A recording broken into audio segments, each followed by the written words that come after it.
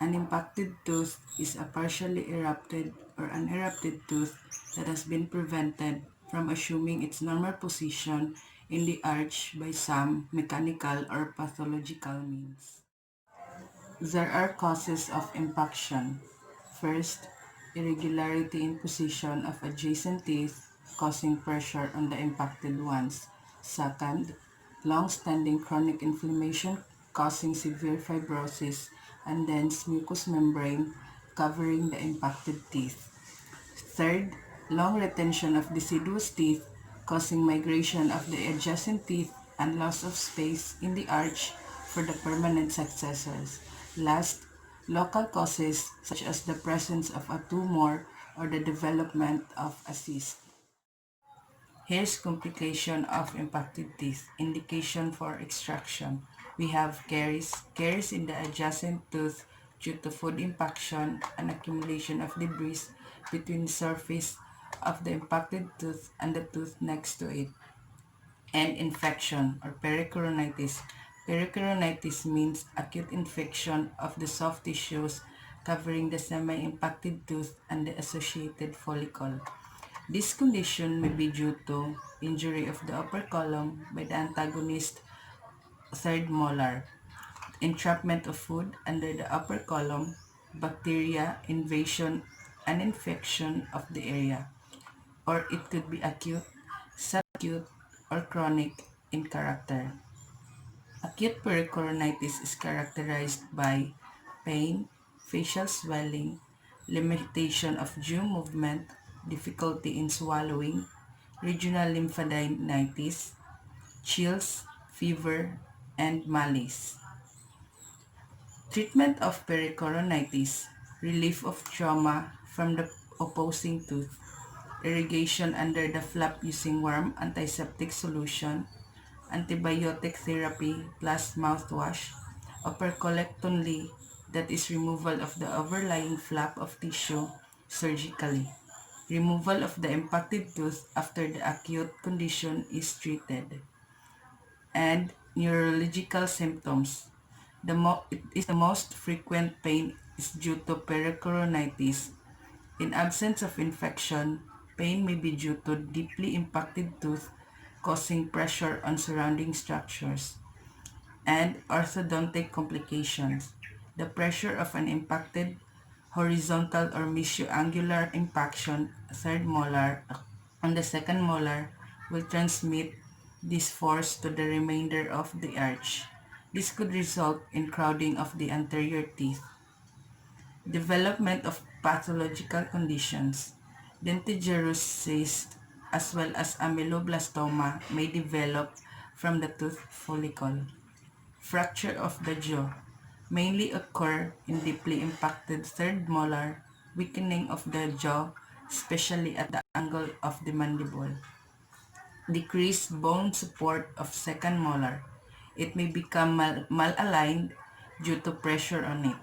This pressure may cause resorption of the investing bone distal to the second molar and also resorption of its roots. Obstruction of placement of partial or complete denture. Obstruction of the normal eruption of permanent teeth. Appropriate timing for removal of impacted teeth in young patient. When the resilience of the surrounding bone renders the operation relatively simple, can deal with the overall surgical procedure and stress well, and present fewer complications, have faster post-surgical wound healing compared with older patients.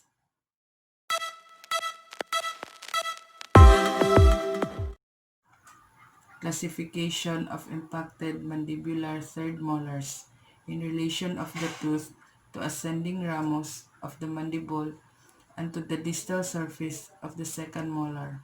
Class 1.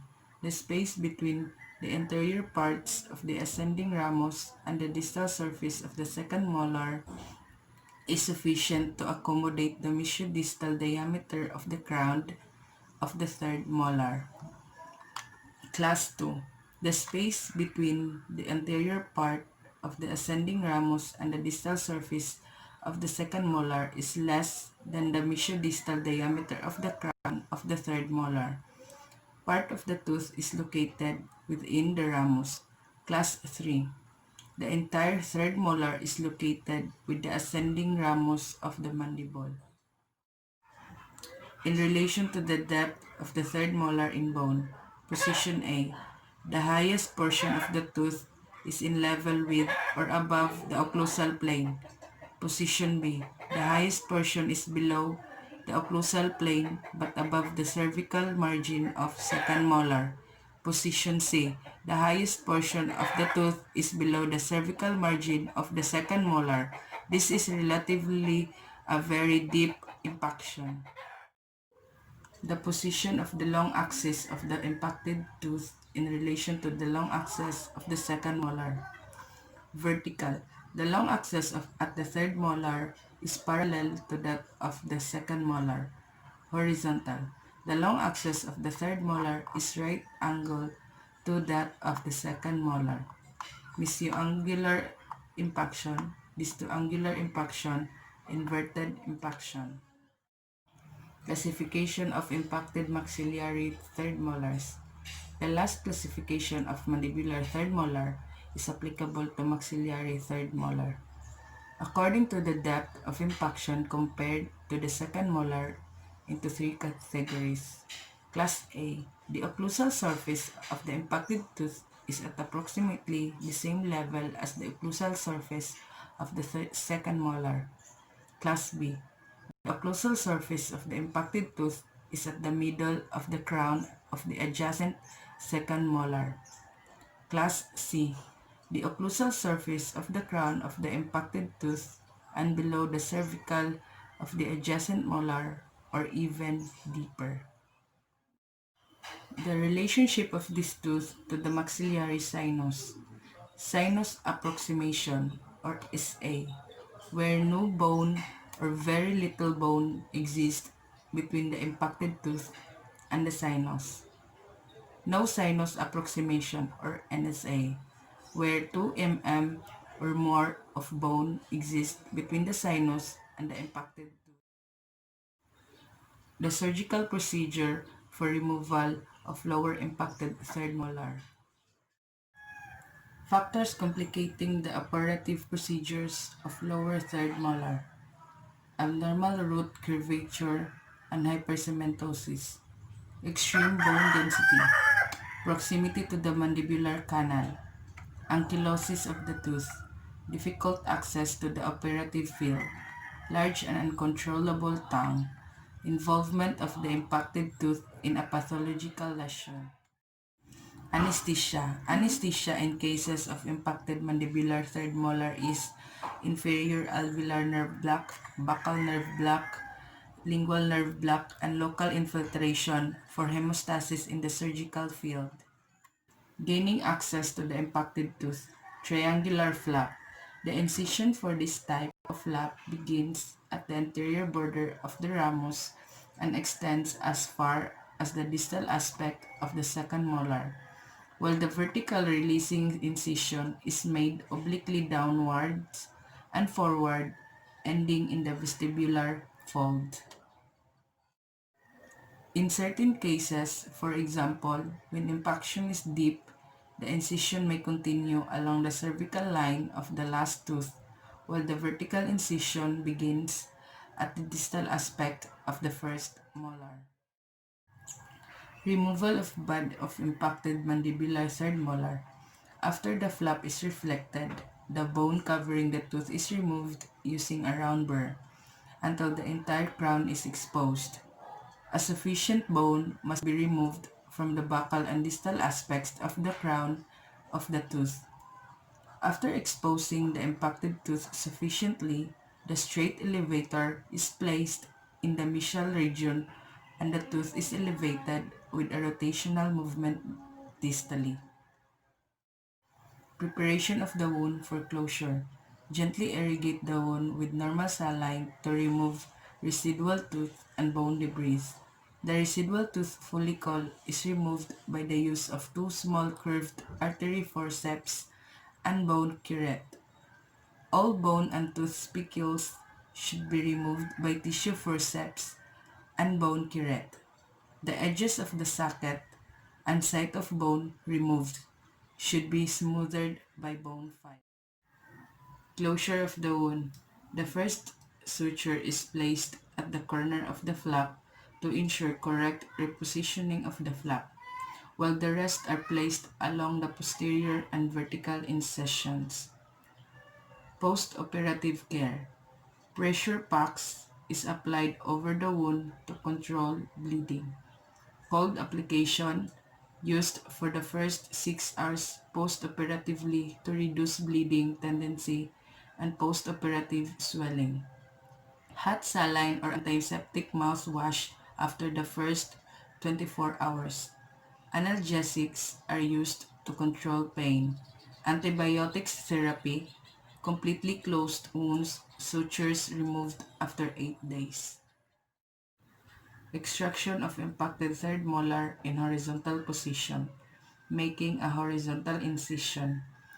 The bone covering the tooth is removed using a round burr until the crown is entirely exposed. A groove is then created vertically using a fissure burr at the cervical line of the tooth to separate the crown from the root. The groove created by the burr should not be deep to avoid injury of inferior alveolar nerve. The straight elevator is placed in the groove to separate the crown from the root with a rotational movement. The crown is removed separately using the straight elevator, and the root is then easily removed using a straight or angled elevator. After smoothing the bone, the area is irrigated with saline solution and sutures are placed.